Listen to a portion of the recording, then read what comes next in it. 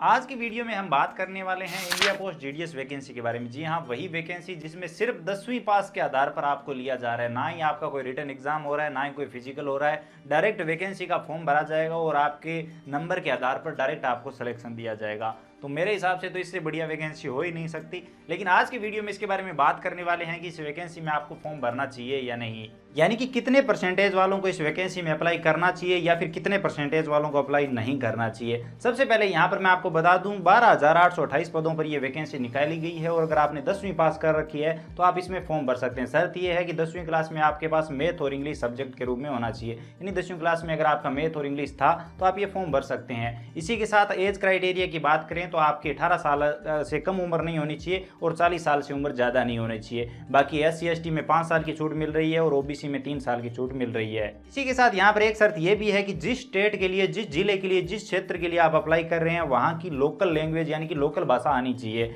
अगर आपको दूसरे स्टेट की, दूसरे किसी क्षेत्र की लोकल लैंग्वेज आती है तो आप पूरे भारत में कहीं भी ये फॉर्म भर सकते हैं, कहीं से भी अप्लाई कर सकते हैं। जी हाँ, और ये लगभग 28 राज्यों के लिए वैकेंसी निकाली गई है और सब राज्यों के लिए अलग अलग पोस्ट है। बाकी इसके लिए आप नोटिफिकेशन चेक कर सकते हैं। अब ये वीडियो बनाने की जरूरत इसलिए पड़ी क्योंकि मिनिस्ट्री ऑफ कम्युनिकेशन ने इंडिया पोस्ट डिपार्टमेंट को क्लियरली वार्न किया है कि ये वैकेंसी आप सही से करवाइए, सही से लोगों को सिलेक्शन दीजिए और इसमें फर्जीवाड़े को कम कीजिए। तो इस बार चांस है कि मेरिट नीचे जाएगी और बहुत सारे सही लोगों के सिलेक्शन हो पाएंगे। अब इससे पहले जो जीडीएस यानी ग्रामीण डाक सेवक वैकेंसियां निकली थी, एक वैकेंसी का तो थोड़े टाइम पहले ही सिलेक्शन प्रोसेस कंप्लीट हुआ है जिसमें 40,889 पोस्ट थी। लेकिन इससे पहले एक वैकेंसी और निकली थी जिसमें 38,927 पोस्ट के करीब थी।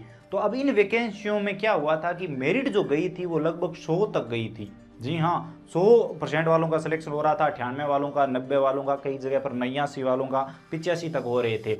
लेकिन यहाँ पर एक चीज़ नई देखने को मिली थी कि पिछली वैकेंसी में तो SBI को भी सिलेक्शन दे दिया था, SBI बैंक का वहाँ पर नंबर आ गया था। अगर आप इस वैकेंसी के साथ जुड़े थे तो आप सभी को पता होगा बहुत सारे डिपार्टमेंट के नाम से फॉर्म भरे गए थे, लोगों ने गलत फॉर्म भरे थे और उनके सिलेक्शन भी हो गए थे। अब यहाँ पर ध्यान देने योग्य चीज़ ये है कि जितने भी 90 से ऊपर के परसेंट वालों के सिलेक्शन हुए थे या फिर 100% वालों के सिलेक्शन हुए थे, उनमें से ज़्यादातर लोग डॉक्यूमेंट वेरिफिकेशन में पहुंचे ही नहीं क्योंकि उन्होंने गलत फॉर्म भरा था, अपने हिसाब से परसेंटेज दर्ज कर दिए, सिलेक्शन हो गया तो क्या उनके मार्कशीट में उतने नंबर है ही नहीं, तो वो पहुंचे ही नहीं। अब इसमें जो सही मेरिट थी वो 85 से लेकर 95 तक थी और यही सेम प्रोसेस, यही सेम मेरिट लगभग पिछली वैकेंसी में था। इससे पहले जो 38,000 और कुछ पोस्ट निकली थी तो उनमें दोनों में यही सेम सिस्टम रहा था। पहले जब पहले रिजल्ट आया था तो 100% वालों के सिलेक्शन दिखाई दे रहे थे, उसके बाद फाइनल जो मेरिट निकली उससे पता चला कि ये सिस्टम रहा है।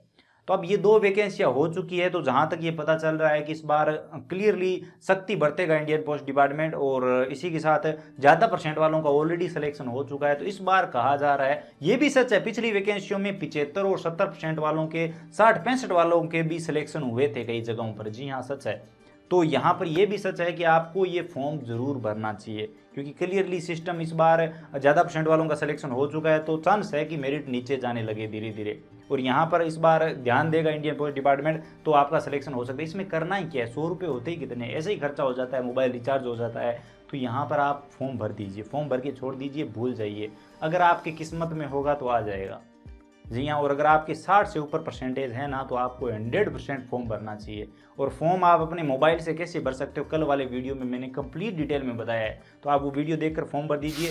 बाकी यहाँ पर 100 रुपये उन्हीं के लिए लग रहे हैं जो जनरल या फिर OBC कैटेगरी के हैं। अगर आप SC/ST कैटेगरी से हो या फिर अगर आप एक फीमेल हो तो आपके लिए ये फॉर्म बिल्कुल फ्री है, आपके लिए एक भी पैसा नहीं लगेगा। आपको सिर्फ 2 मिनट मेहनत करनी है मोबाइल में और आप ये फॉर्म भर दोगे।